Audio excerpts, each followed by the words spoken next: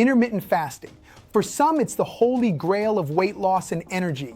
For others, it's a frustrating journey that seems to stall before results ever arrive. If you've tried intermittent fasting but feel stuck, you are not alone. Millions have jumped on the fasting bandwagon, only to wonder, why isn't this working for me?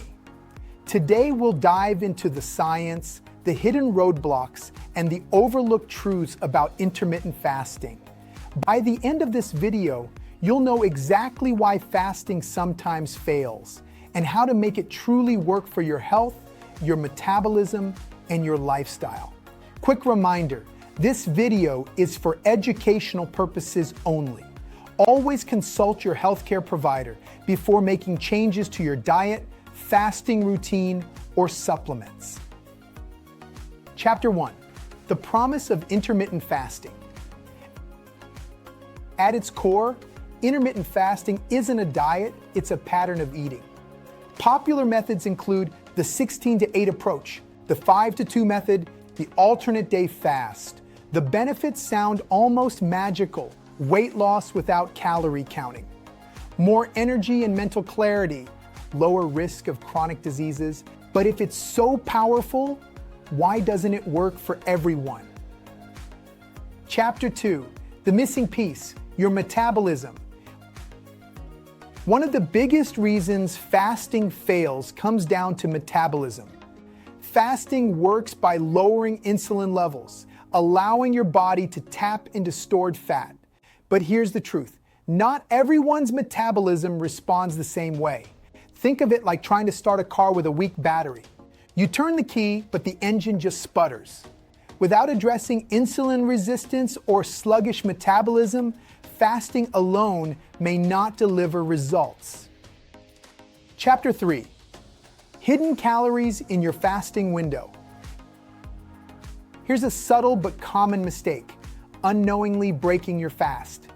Examples: a splash of milk in coffee, honey or sugar in tea, 0-calorie sweeteners tricking your body. These tiny things can kick you out of the fasting state. Stick to water, black coffee, or plain tea. Chapter 4. Overeating during the eating window. Fasting often creates a psychological trap. I skipped breakfast, so I deserve that extra slice of pizza. But overeating cancels fasting benefits. Instead of creating a calorie deficit, compensation eating may cancel out progress. Remember, fasting is a tool, not a free pass to binge. Chapter 5. Stress, cortisol, and the fasting paradox. Stress is one of the most overlooked factors that derail fasting. When you fast, your body already experiences a mild stress. For healthy individuals, this stress is beneficial. It builds resilience.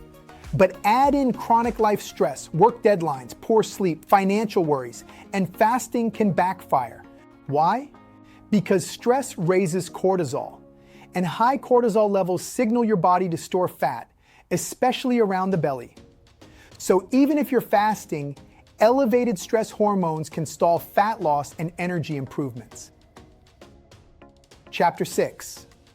The sleep connection. Here's something most people never connect. Sleep and fasting go hand in hand.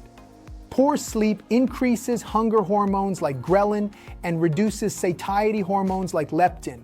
That means you'll feel hungrier during your fasting period and more likely to overeat when you finally eat. In fact, studies show that even one night of poor sleep can increase cravings for junk food by up to 45%.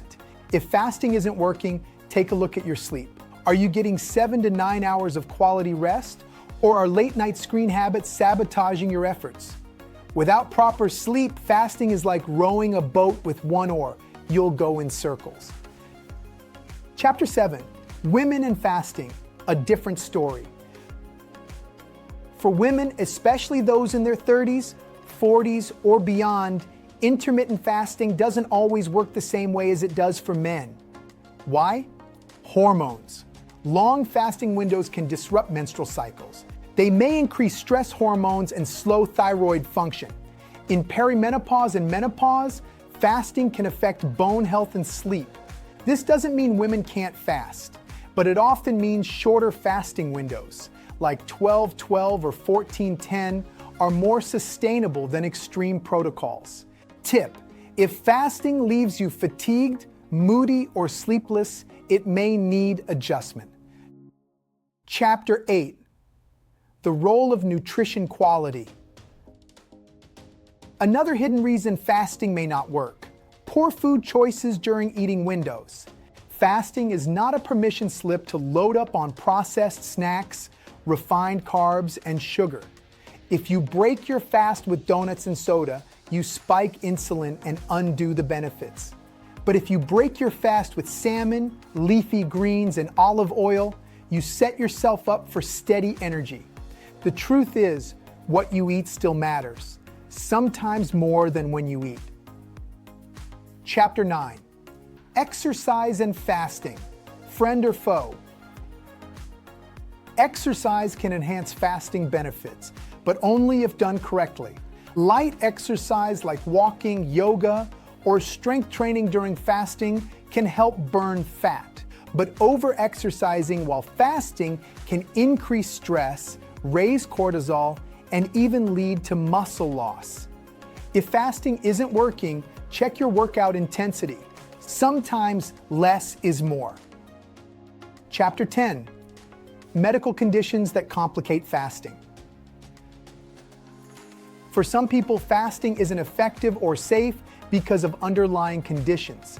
Examples include hypothyroidism, which slows metabolism; adrenal fatigue, which makes stress and fasting overwhelming; diabetes or blood sugar imbalances, where fasting may require medical supervision. If you've been diligent with fasting but see no results, it may be time to check in with your doctor for hidden metabolic issues. Chapter 11: Fasting is a skill, not a quick fix. Here's a mindset shift. Fasting is like learning to play an instrument. At first it feels awkward. You make mistakes, you question if it's worth it. But with practice, patience, and fine-tuning, your body adapts. Think of fasting like playing a violin. Awkward at first, but with practice it becomes harmony. Those who fail with fasting often expect overnight miracles. But the truth is, fasting is a skill, a lifestyle to master over time, not a crash diet. Chapter 12: How to make fasting work for you. So, how can you avoid these pitfalls and make intermittent fasting effective? Here are 7 practical steps. Start small. Begin with a 12-12 window before jumping to 16-8. Focus on food quality. Whole, unprocessed foods make fasting easier and more effective. Stay hydrated.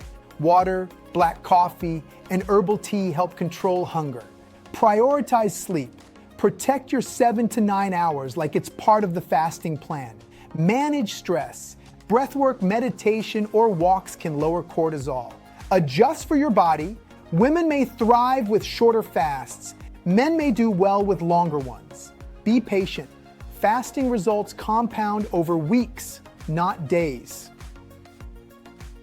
Conclusion: intermittent fasting is not broken, but the way many people approach it is. If fasting hasn't worked for you, it doesn't mean your body is broken or that you failed. It means there are hidden factors: nutrition, sleep, stress, hormones, or underlying health that need attention. The real truth is this: fasting is a tool, not a miracle. When used correctly, it can unlock fat loss, mental clarity, and better health. But it must be personalized.